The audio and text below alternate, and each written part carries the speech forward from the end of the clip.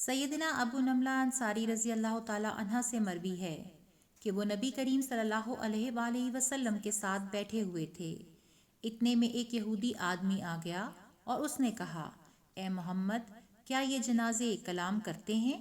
آپ صلی اللہ علیہ وآلہ وسلم نے فرمایا، اللہ تعالیٰ ہی بہتر جانتے ہیں۔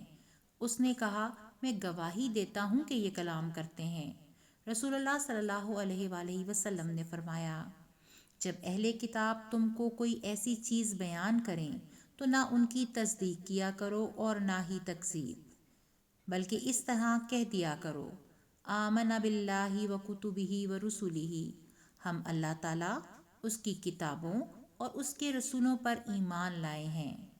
پس اگر وہ حق ہوا تو تم نے اس کو جھٹلایا نہیں، اور اگر وہ باطل ہوا تو تم نے اس کی تصدیق نہیں کی۔ مسند احمد 303